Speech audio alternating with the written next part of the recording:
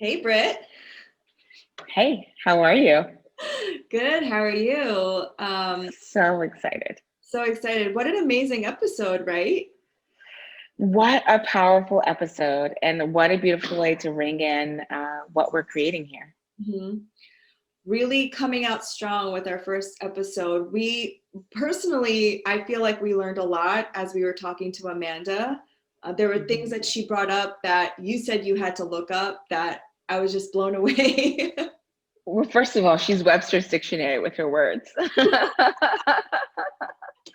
It made me so happy to just be a part of her energy and listen to what she had to share. And in this episode, I got to learn so much about her culture, Mhm. and as well as as how uh, her experience, affected how she sees and moves through the world. So, for those of you who don't know, Amanda is Guarani, which is a powerful indigenous group from Paraguay and Argentina. And Amanda was adopted by white parents. She talked to us about lucid dreaming and how that helped shape her and connect her to her heritage and to her culture and to her Guarani ancestry. And she got to really share with us some of the interesting things about the Guarani culture and the people, and their cosmovision and what they work with and how they connect to spirit and source. Um, but what really sort of stood out was also how uh, she focused on breaking down toxic paradigms, and she really got to touch on what it means to break those down and the etymology of the word. Um, she talked about the reasons why self-awareness is the first step towards breaking down these systems, and that's something that we're all sort of working towards. That's what helps us do the work, self-awareness to start. Yeah, and I loved how she kept bringing it back to that, our Mhm. responsibility as an individual to learn and unlearn. But what really stood out, and she said it during the interview, and we were both like, we almost like took a gasp because she talked about supremacy as being a spirit, something that is energetic and it's within all of us. And it was just an amazing way to see the spirit of supremacy in a way that had never been talked about before, because Mhm. we all collectively now in the zeitgeist, and even you see it on Instagram, the word white supremacy, but in the way that she explained it was, we were even talking about it earlier, how it was so not as confrontational, it wasn't as combative, it was in a way that we were all able to understand it in a more inclusive way. And I just loved how Amanda was giving her observations of the connection between our ancestors, our ancestral lineages, and being a spiritual orphan, and how that manifests in the spirit of supremacy. She also talks about, well, we ask her, is it ever appropriate to appropriate? And is there any right way to use these indigenous practices? So she talks a lot about that and about gatekeeping. And then she shares her thoughts on cancel culture, because at the end of the day, you don't know what you don't know. And I think we're all mirrors for each other. So is there a way to call somebody out or call somebody in or call somebody forward without having to be harsh or aggressive, but not canceling them and not just banishing them from society, right? But in a way that's helpful for all of us. So Mhm. those are just some of the things that we spoke to Amanda about. She does a lot of great work on her Instagram. We'll link all of that down in the show notes. But we're really excited about this, and thank you all for being here. But without further ado, here is Amanda. Hello, Amanda. Welcome. How are you? I'm so well. Thank you so much. Thank you for having me today. Thank you for being here. And I have a co-host now, Brittany. Hi, Amanda. How are you? I'm doing really well. Thank you. How are you guys? We're Thriving. super excited. Brittany and I have been Insta stalking you, and we've been talking about all of your work that you've been doing. And we're just like really, really excited to get this started. So I'm going to kick it off. I met Amanda through Clubhouse. She was a guest in the audience, but then my sister and I, who host this Clubhouse, we asked her to be a co-host, and the topic was shamanism. And shamanism has this very broad it's a very broad topic and very broad name that covers lots of different cultures and practices. And I learned so much during that conversation. And one of the things I learned about you was that you are an Indigenous Guarani. I hope I pronounced that correctly. Yeah, yes, you did. But you were adopted. And Mhm. your parents really encouraged you to learn about your ancestry. And I wanted to start there. So you were raised by white parents. Mhm. Was that the beginning of you learning about your ancestry and really getting into this activism work? Yeah. I also, I'm curious when you say activism work too, because, I'm always interested in how other people view me and see me. So I'd be interested in hearing like what your experience of me so far is, and so I can speak to that. But to answer your first question, I I had a lot of questions, as many adoptees typically do, especially in transracial homes. And a lot of those questions had no answers. And so, as a curious child, that obviously frustrated me. It was clear that it was upsetting.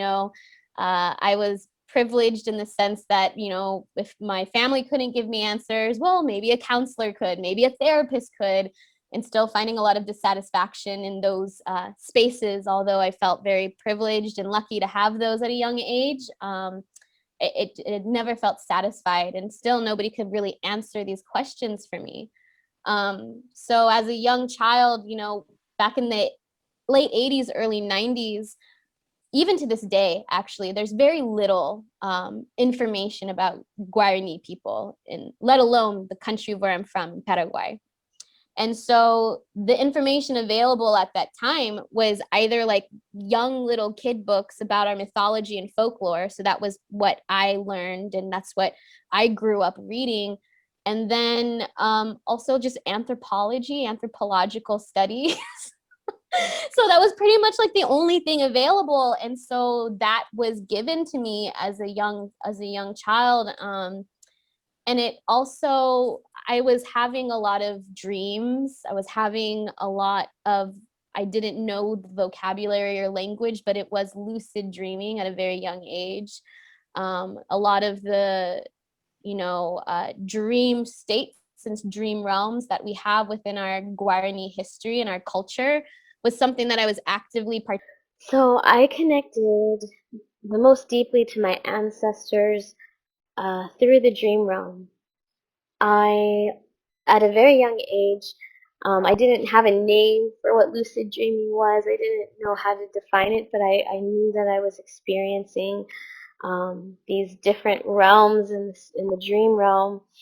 And I, have had like DMT released experiences as a young child, and I just assumed everybody did that when they went to sleep. And I can remember asking my mom about like, oh, what do you see when you sleep? Sounding like, this is like, what are you talking about? And saying, oh, well, like, when I sleep, I see these different shapes and colors, and I feel like I'm moving and like, clouds, and I can see, my family in South America and this and that, and just different animals. And, she, didn't know much of like how to respond to that. Just that I had a very active imagination. And, what's interesting is the more that I grow and evolve and continually learn about my heritage and where I'm from, I I can see where so many of these dreams actually correlate to a lot of our Guarani mythology and the different gods and goddesses and the different like mythological creatures that exist in our heritage. So yeah, it's been a very interesting an interesting journey for sure. Can I actually ask you a question about your culture and your ethnicity? So, because there isn't so much information out there, can you share a little bit about what you know about the Guarani people? Did I say that right? Yeah, the Okay. Guarani people, yes. I know a lot now.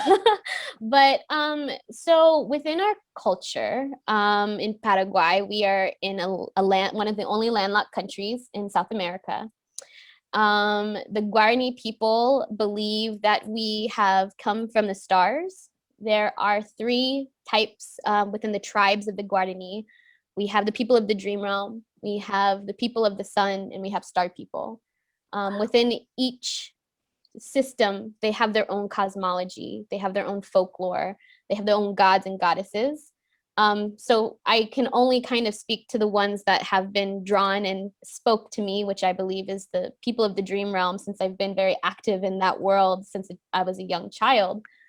Um, and within our culture, what's very interesting is that it's the only country, Paraguay is the only country in the world that the predominant language in that country is still the indigenous language. So we've upheld through different systems within colonization, within going through a 35-year dictatorship. And when I was born, our government was being overthrown and trying to be turned into a democracy. Through all of these things, our country and our people have still kept the language alive. And so in places like the capital, you know, you still might hear people speak, like we have Spanglish and they have like a Guarani and Spanish kind of dialect. But, you know, 90% to 95% of the population, no matter where they're at, if they're still in the villages or within the capital, in the city and urban spaces, still keep that native language. That's incredible. Yeah, Wow, how powerful.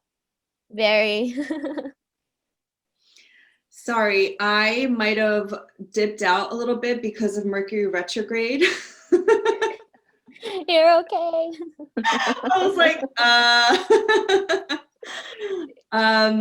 thank you so much for clarifying Guarani.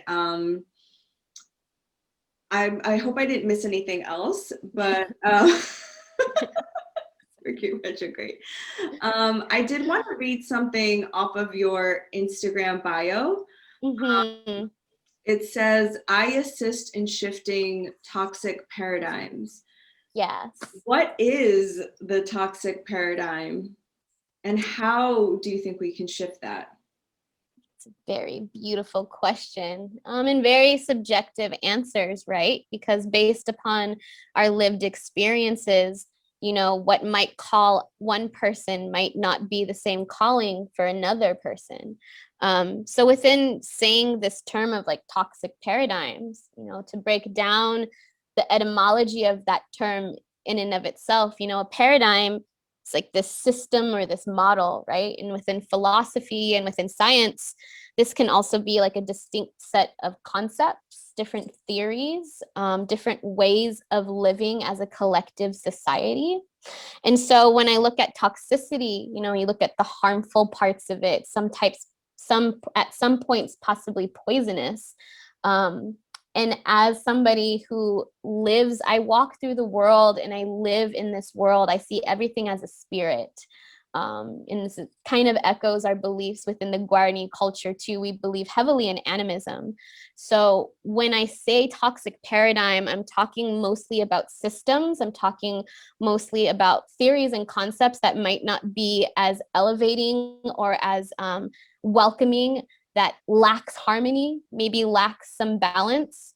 I don't go as far to say that I'm going to be shifting those, but I help assist in changing those paradigms by showing a different shift in belief systems, creating a space specifically with activated living where we have a mind, body, soul centralization and weaving indigenous wisdom in between it to help bring a new perspective. Mm-hmm. I love that, but I think this is where the problem is Mhm. exactly how you began the answer is some of us are living in a different paradigm. A lot 100%. of us are living in a different paradigm, especially with this decolonization work.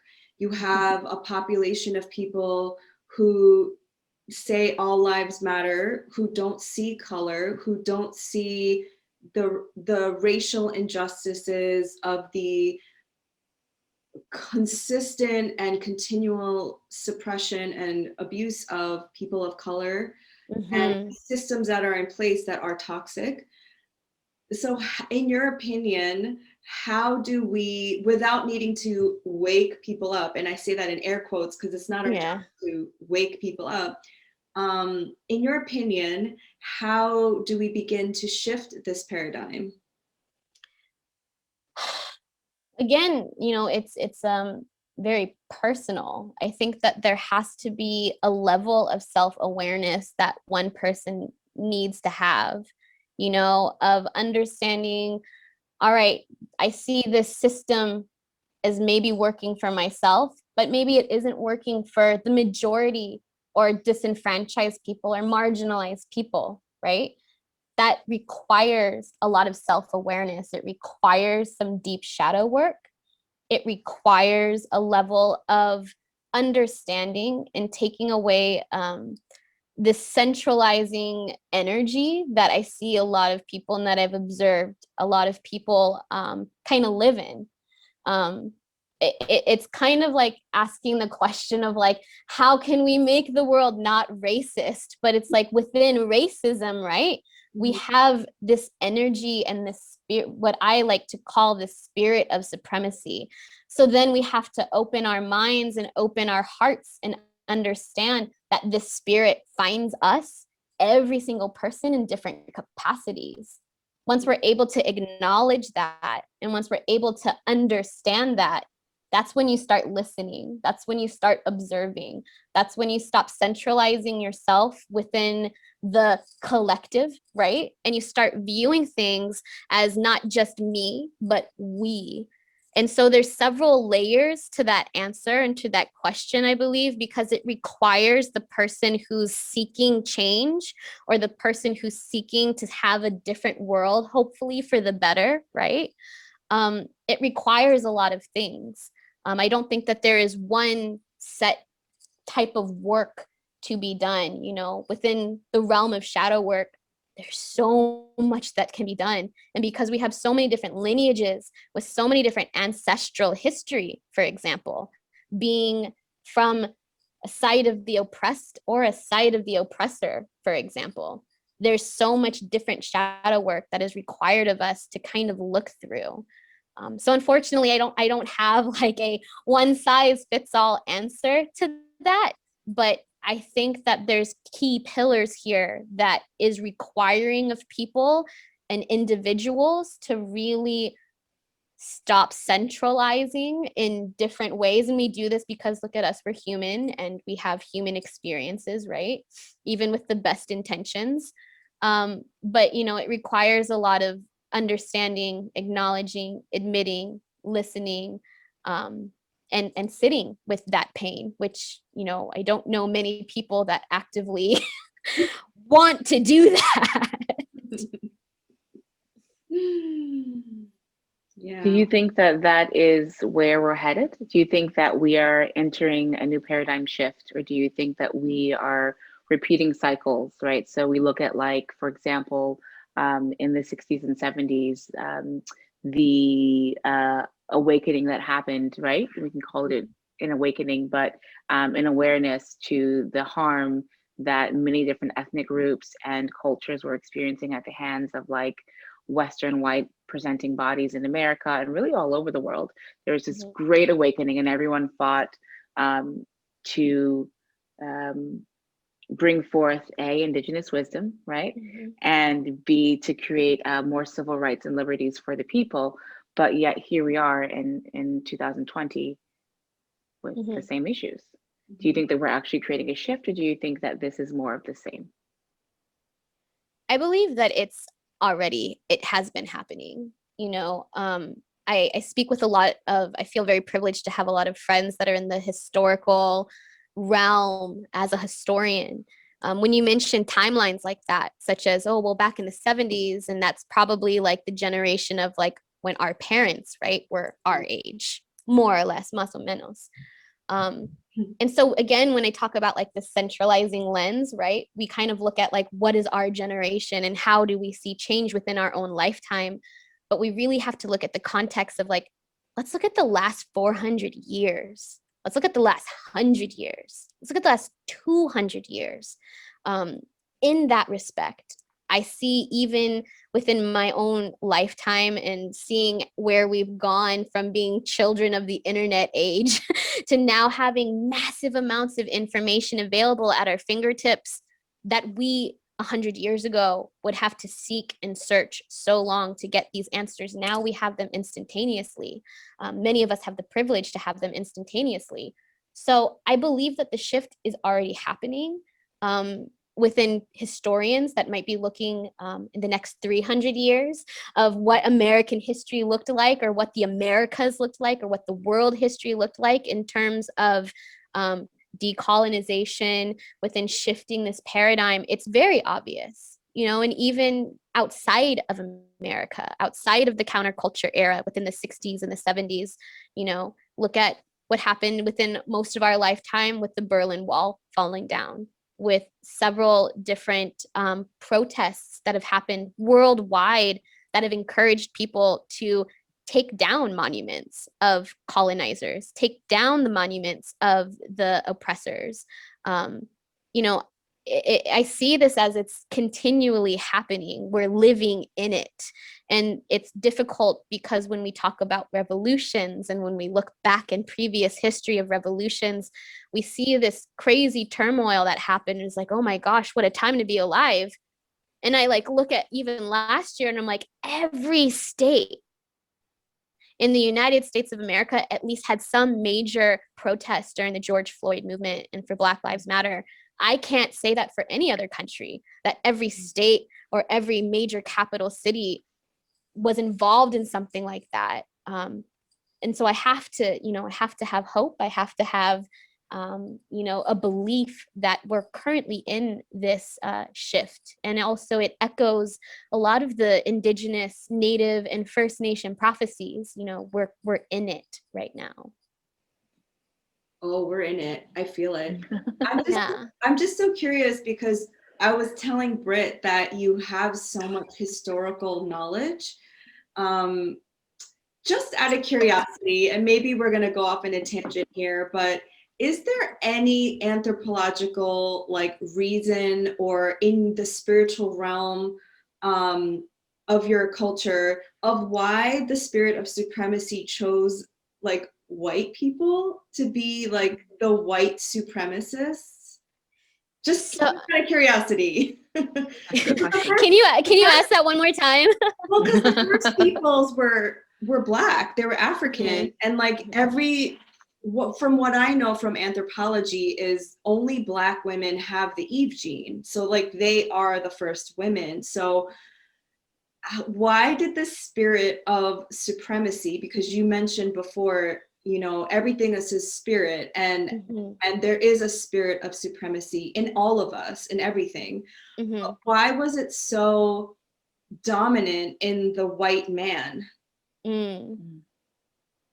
Why do you think, if you don't have an anthropological historical reference? Yeah, it's funny too that you say that, because there's definitely spaces within different Indigenous cultures that might, echo in some spaces of what you're saying. There's also ancient civilization culture that people still argue, did it actually exist? Did these civilizations actually exist? Or was this mythology? Was this folklore? I personally feel like these are extreme manifestations of this spirit. To look at everything as a spirit doesn't mean that, it holds more either dominant discourse or holds within a dominant supreme space, such as, as we can clearly see through history and as we're living through the quote unquote white man, right? Mm-hmm. But what this spirit is an extreme manifestation of that energy. Now, to answer why does this spirit find white folks more so than anybody else, like I don't have that answer. But I think that what I do within my work, especially talking about the spirit of supremacy, is for me, this is how I find the universal oneness in a not so great system and topics such as racism. You know, I can easily label somebody, right? I can easily point my finger and say that person's a white supremacist. The people that stormed the Capitol earlier this year, of course, you are a neo-Nazi, Confederate obsessed provocateur, right? And so these labels then, I think, in what I've experienced at least, allow for this manifestation to continually become upheld and become more extreme, become more manifested within this reality. Again, on the other side, this spirit finds each and every one of us, right? Maybe in less extreme manifestations. It finds me when I'm in Whole Foods trying to get a parking spot and somebody cuts me off, and I tell myself, that's my fucking spot. How dare you? Mm-hmm. You know, that spirit finds me. Does that mean that I'm gonna, say something horrible based on the color of their skin, and that's why they, decided to piss me off and take my parking space? No. But, I see this, especially within, and I don't want to generalize and say white culture, but, I'm a little ignorant and can't find the right language. But within white culture, I see that it has manifested in extreme ways. And part of the work that I'm doing with working within my Indigenous culture, as well as focusing and looking at this as a spirit, is, that's part of my line of questioning. Why is this so manifested and so extreme in certain cultures and less in others? I believe that our ancestors, we do have a very strong connection with our ancestors. One thing that I see that is very prominent along the lines of quote unquote white culture, I call them some people spiritual orphans. Mm-hmm. They're seeking and they're so desperate to have some type of spiritual connection. They've forgotten the divinity in themselves. Mm-hmm. There's a thing called generational insecurities within religion, within the context of colonization, within the context of so many things. People have lost their divinity. They've lost that spirit. And I've noticed that those that have a very direct connection with their ancestors are also very protected from this energy and the spirit as well. Does that mean that they aren't, victims or experience racism or bigotry in large capacities? Of course not. But it doesn't allow them to change who they are and forget their divinity and be disconnected from their ancestors and follow in the same footsteps. That's at least what I observe and what I've seen. Mm-hmm. Just to end this, I had a theory that I shared with Britt.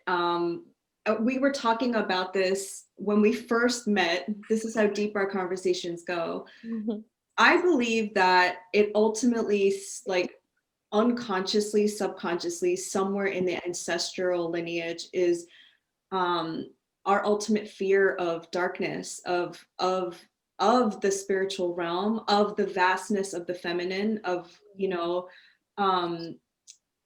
like, it's a literal representation of black and white, of our fear of the dark, manifested through skin, and also like inward, within, as within, so without. And unfortunately, for whatever reason, as we just expressed, it's more dominant in the white outer layer and oppressed onto the black skin. But I ultimately think it's what's happening on the inside. Like, people are inherently afraid of, and afraid of their own divinity and the space of, you know what I'm trying to get at. Yeah. And I think, I mean, like, that's a very beautiful perspective, because I think it as much as I'm somebody who honors the duality that lies within me, I've grown to find a good relationship with that. It's difficult. It's a difficult process. And I can definitely see how that echoes within our society today, for sure. I actually feel similarly, but from a different lens, which is that, and again, I have no scientific background with this, but in the same way that obesity can be passed down from generation to generation, and heart disease can be passed down from generation to generation, so can these toxic spirits. So can the spirit of supremacy. And while I don't think that takes away the onus of what supremacy is, right? Which is like a choice to an extent. I do think that people are predisposed to it. And so if you're looking at it from an epigenetic standpoint, that would mean that you'd have to work very hard to turn off those genes. And so that would mean that in the same way, people who have obesity in their family probably shouldn't have sugar. I mean, they should probably be, or have substantially less sugar, for example. Or if they have heart disease, then maybe they should limit their meat intake or whatever it is. They make conscious choices. They exercise more than, say, a different person who didn't carry these genes. I think that so must be the work of people who carry whiteness. So if you think about the need to gather in very homogenous groups, for example, perhaps that's not what you do. Perhaps you take your child and you put them in a very integrated school. Perhaps you seek to expose them to other cultures and normalize other cultures and other groups in such a way that that becomes the norm. And if your parents don't do that for you, then you have to do the work yourself. If your parents don't teach you how to eat in a way that's healthy or find that balance from diabetes, so you must do the work yourself. I feel that this is the time where people are now learning that they have to do the work for themselves, because for whatever reason, they are predisposed to these harmful belief systems that are ultimately destroying the planet should we continue in this manner. Exactly. And I'm glad that you brought up epigenetics, because this speaks very highly to what a lot of Native, Indigenous, and First Nation people have been saying. We didn't have the science to call it epigenetics, but that these traumas, that these hardships, and even things that we carry within our bloodline, carry through our ancestry. To speak on to like people upholding supremacy within their generational timelines.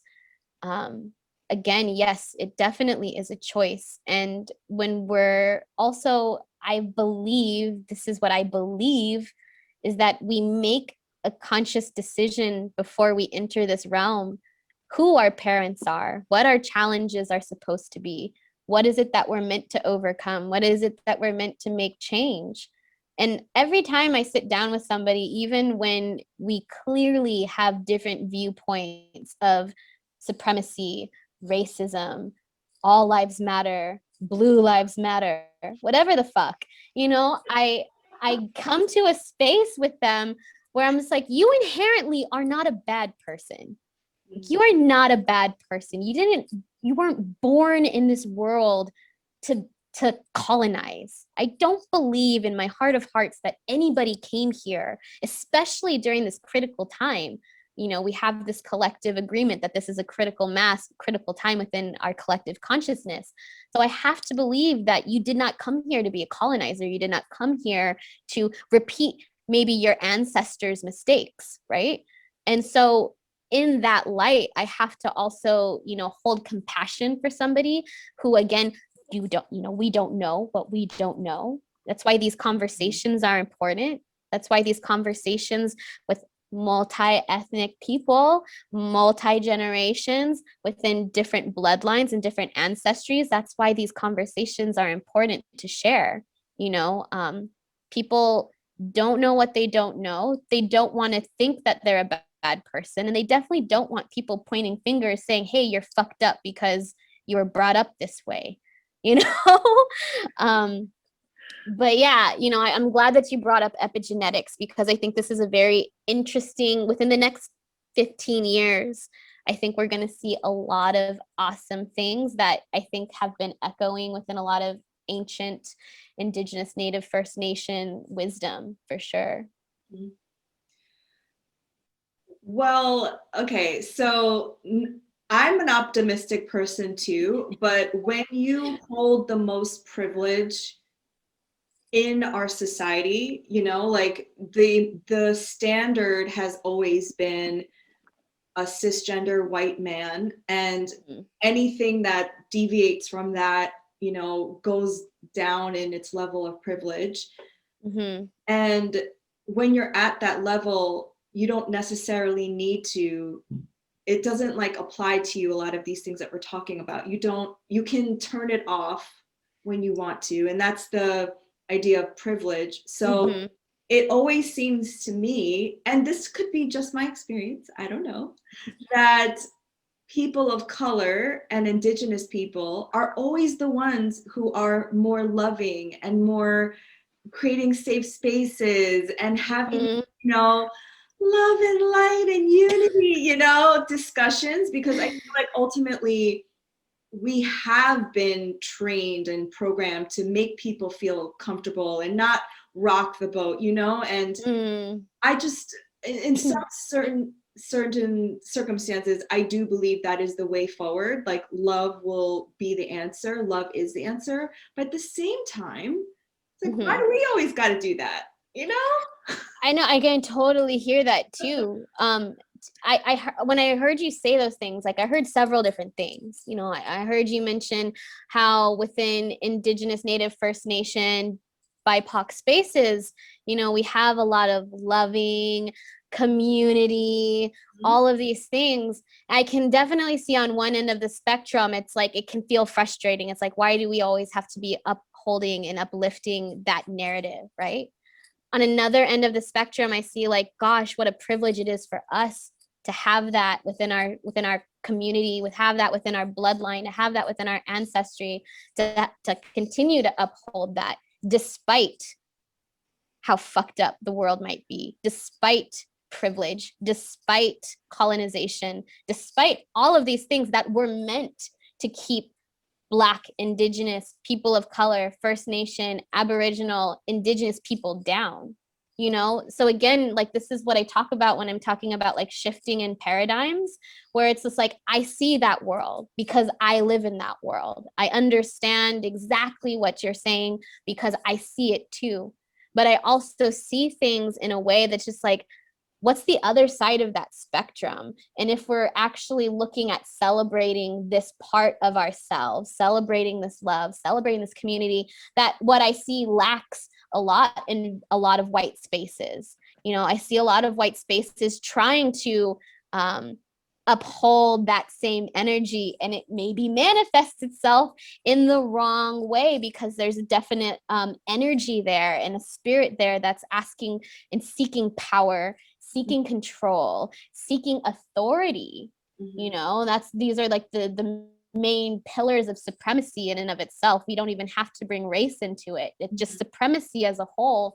So yes, it's difficult, because I get kind of, when I'm in my ego too, and somebody's like, well, what if love is just the answer? What if we just love ourselves to love one another? And it's just like, oh, but that's not the world that I see. Like, yeah, sounds like a good story, bro. Like, I have these conversations with my life coach and my therapist all the time. It challenges the fuck out of me.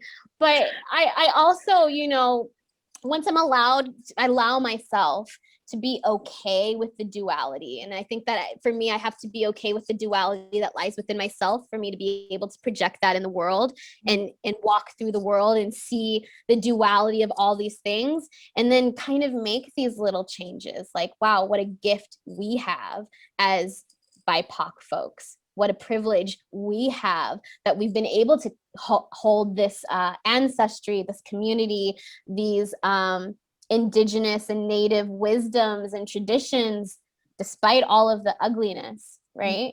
And again, I really think that it goes back to the individual within Indigenous perspective, it's all about community and the collective, but we're not there yet, you know? So I think that within psychology, within philosophy, within all of the things that we've been kind of moving towards in this postmodern world, I really think that it's been highlighting the individual, and there's nothing wrong with that. But I think that that's exactly where that work starts, in order for us to actually see a different world or live in a different world and see the paradigm shift as it's happening versus this is what's lacking and this is why it's lacking, because of the oppressor, because of racism, because of all these things. It really like helps change that for yourself and then ultimately for the world. As an Indigenous person, who, because your culture is a little less popular or looked at right now, Yes. give it a minute. Wait for another 5 years. Right? It's coming. But as an Indigenous person, when you see a lot of these Indigenous traditions worn by or taken on or offered by white presenting people, what are your thoughts? What do you feel?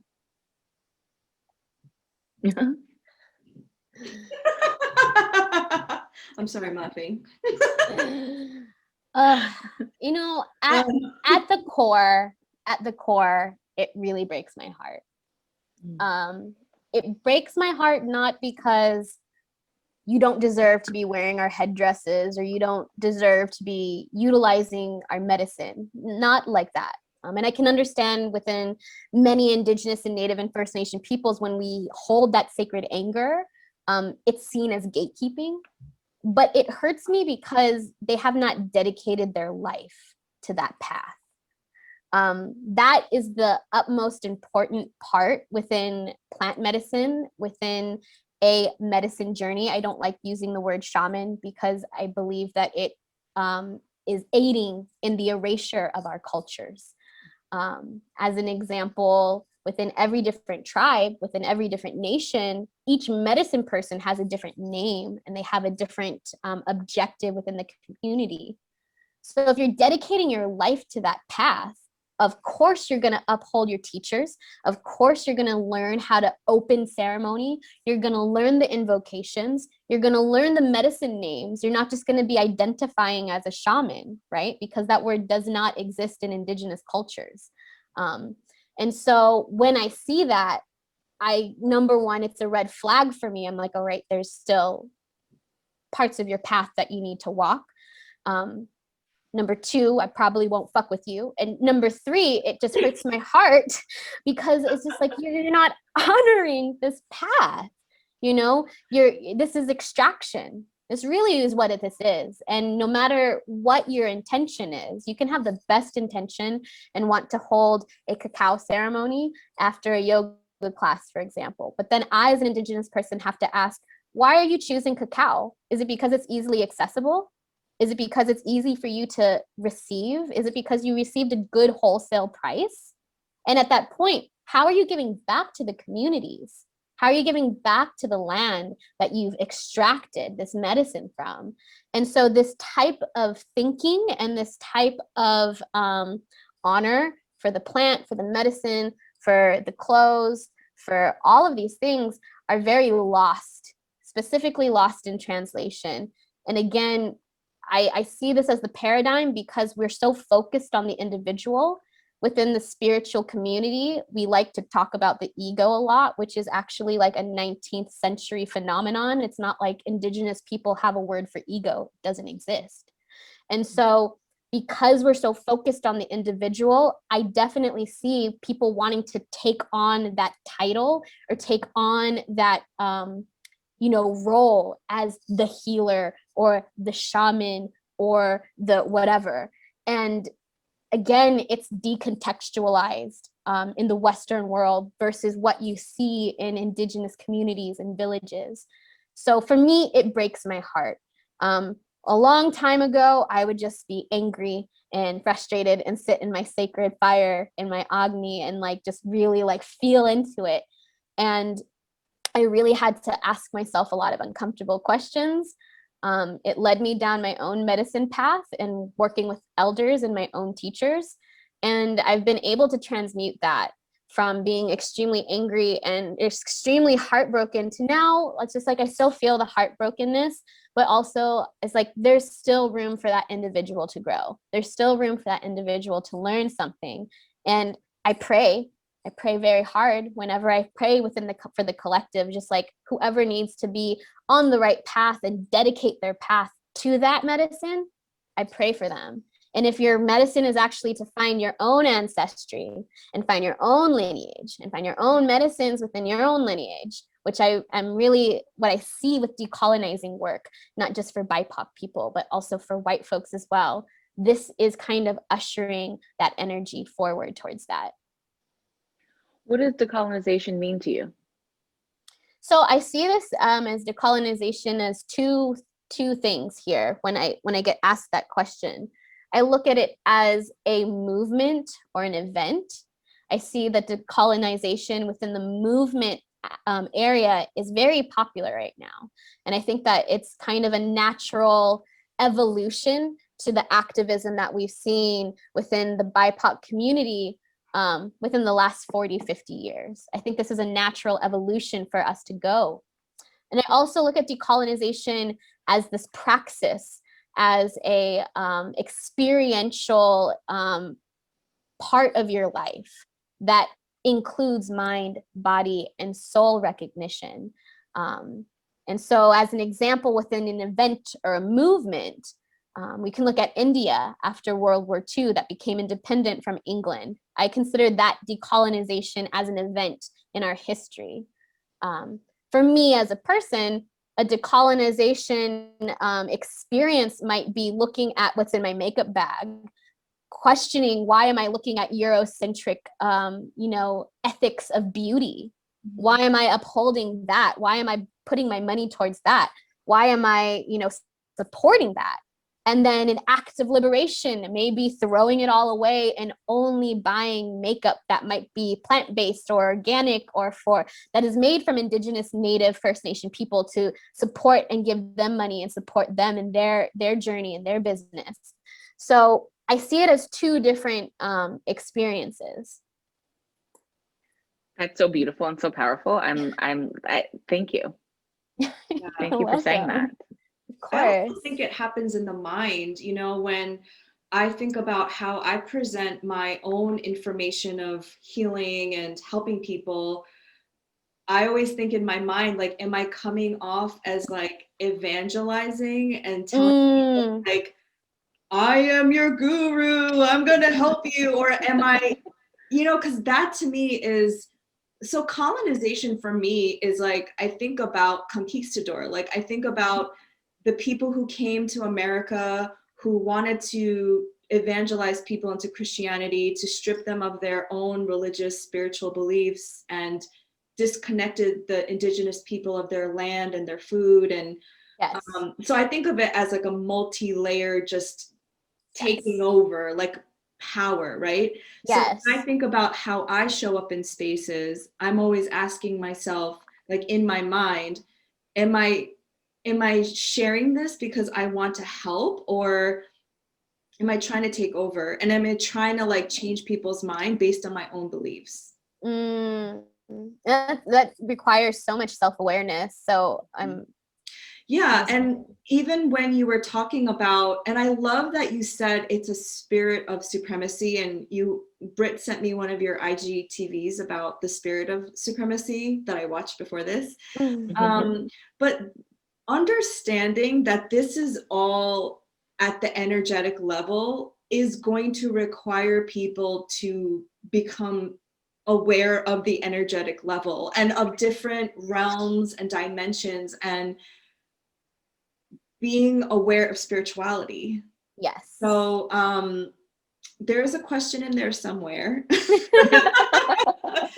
I'm always curious, like, if there is like a shamanic or medicine journey that anyone's doing to meet the spirit of supremacy to heal that, So for me, it's funny, I like just recorded a podcast about this before I got on with you guys. It's going to be out later today. And it's about the spirit of supremacy. It's about my interaction with the spirit, how I met with this spirit. It's not something that I would recommend people that aren't proficient in any medicine work or any spiritual work, because spirits run wild.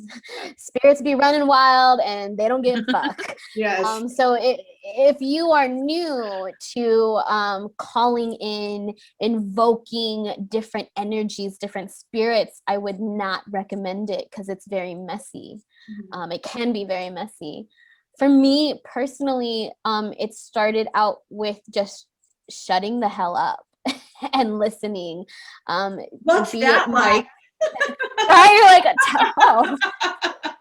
Nobody does so you that. Just, I didn't even mention that. And it's like in my podcast, I'm like, challenging for me. I know.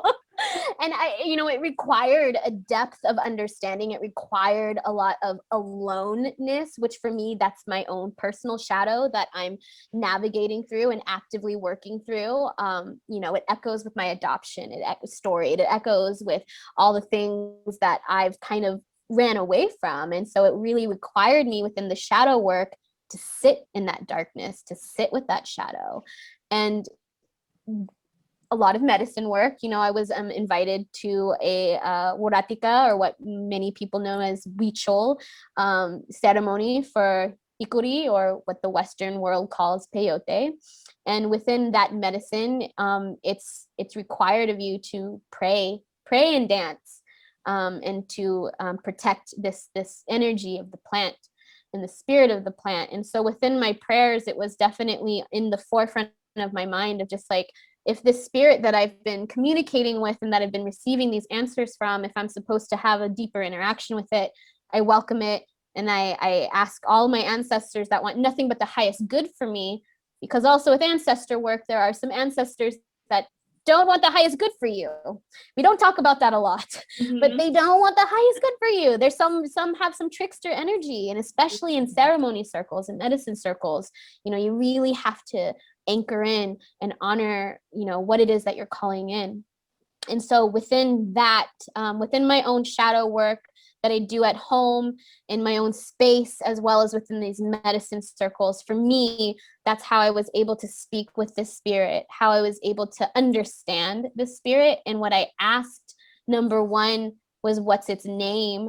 Because I knew that this was bigger than race, and I knew it was bigger than racism. And I was challenged by a very beautiful soul to like find this oneness in racism, which frustrated the hell out of me and challenged me for 5 weeks. 5 weeks of just this deep searching. And as I was asking for its name, I received nothing. And so I was like, I have to ask better questions. And so my first question was like, how can I honor this spirit? How can I honor you so that everyone hears you? And of course, with the spirit of supremacy, it then told me its name, because it wanted all of parts of it to be shown. And I was just like, wow, this is insane. It really shifted my own perspective and my own view of how I was interacting with racism, how I experienced racism in my past. Because granted, I am a lighter, skinned Indigenous woman. I can, put on the Valley girl accent, and I can look culturally ambiguous, and I don't have the same I have more privileges in some respects than others, and I recognize that. And so I also had to be humble in the space of like, this isn't just my experience. So how can I honor this spirit when I don't know someone else's story? And so it really found me in all of these questionings that I had. And again, it's like this voice that you hear that's unlike any other voice. For people that do spirit work, you can identify sometimes auditorily of what you're hearing. So that's for me, my process of how I began interacting with this spirit. Wow, I was not expecting that answer. I was kind of just joking around like, haha, working with the spirit of supremacy, but you actually like met the spirit of supremacy. Wow. Yeah. And I say this like with caution, because it is abstract. You know, it's an abstract concept. The way I look at the world is an abstract view because I kind of weave my indigenous heritage and culture, and also kind of the things that I never lost as a child. And I think that this is something that we all have within us. We all have imagination. We all have access to spirit. We all have these beautiful gifts that I think a lot of us lose in childhood. And luckily for me, you know, I like to kind of shift my perspective of like, yeah, there was a lot of, you know, emotional neglect in my childhood, but then it didn't allow me to lose the things that were very important for me to continue moving on in the world and seeing the world as I do. So yeah, I understand it's a very abstract concept to the average person. So I do like kind of share that with caution, definitely. Wow. Do you think that the danger in sharing these kinds of things could incite others who are ill prepared to step into and try and hold the space, especially with where we are now, where we are so big on being our own teachers, which there's nothing wrong with that, but oftentimes to our own detriment? 100%. You know, that's actually one of the main reasons why I'm so hesitant to share about Indigenous Guarani culture. I'm so hesitant to even share, you know, again, not to knock anybody or point fingers or shame anyone who does cacao ceremonies. From my experience in these medicine circles, they're not within the contextualized form of ceremony within the Guatemalan culture, as well as any other indigenous culture.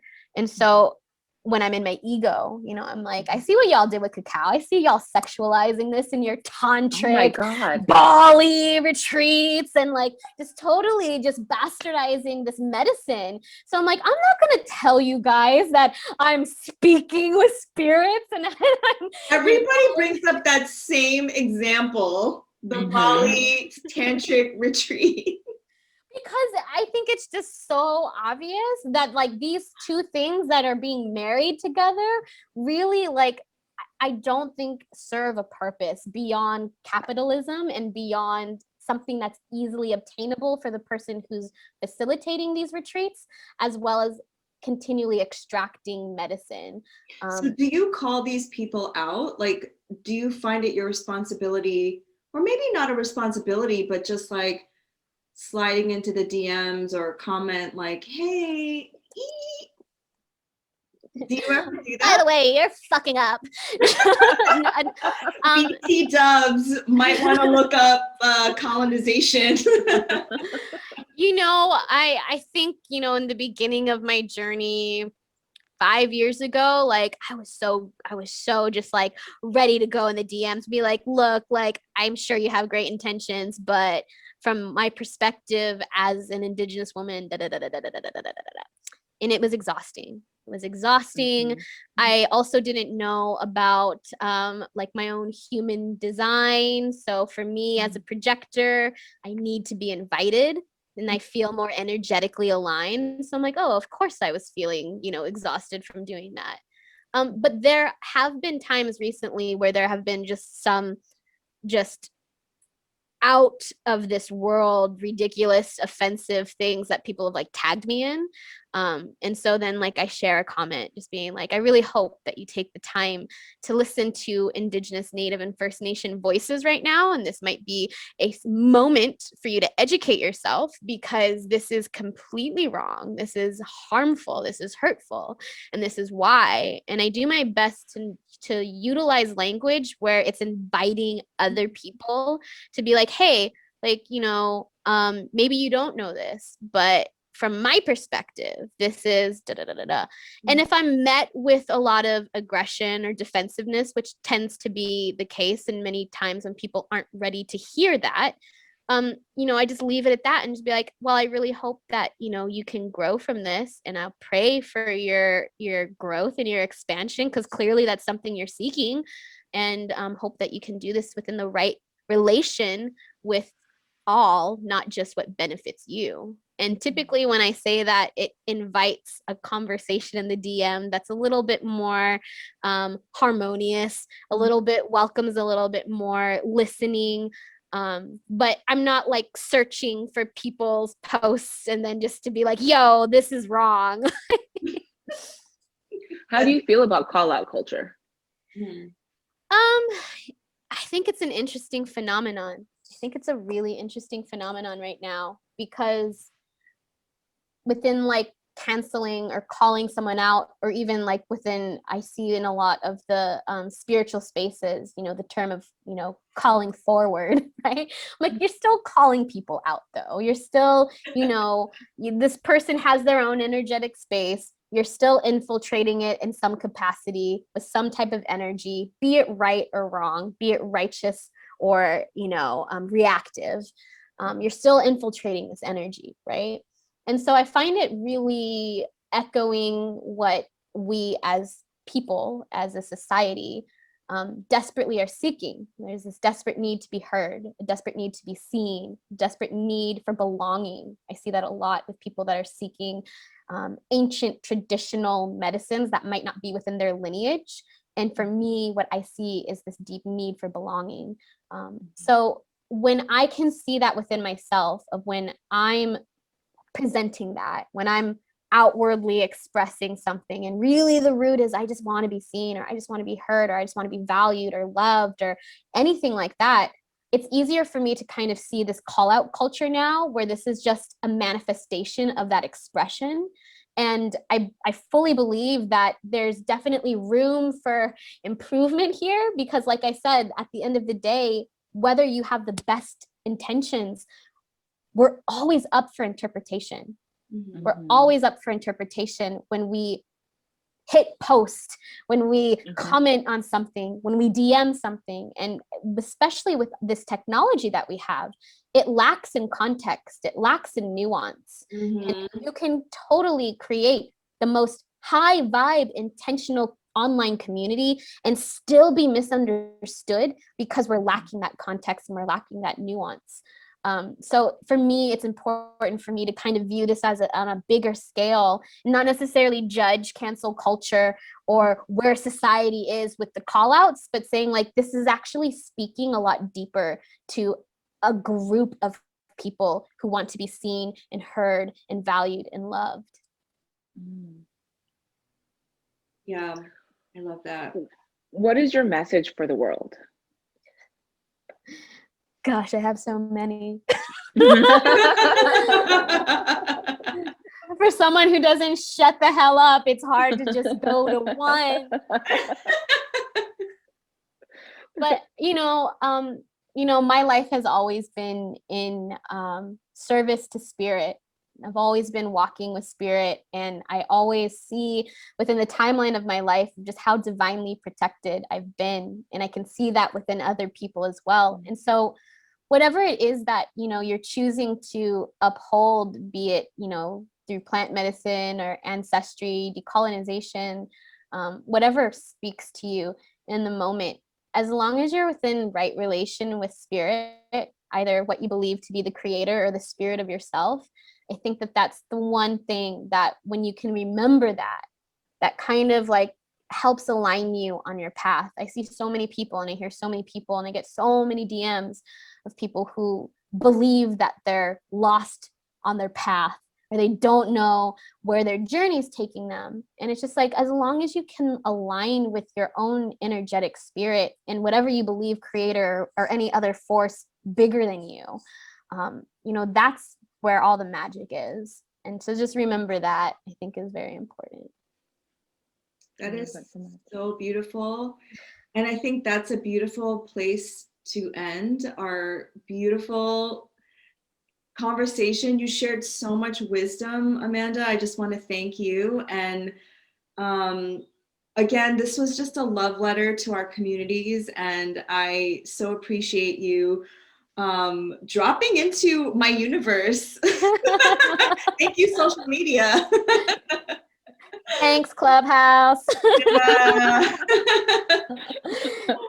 No, thank you so much. I'm so honored that you asked me to continually share this information, and just holding space, and what the two of you are doing is so needed and so valued and so honored. So thank you so much for inviting me into your space.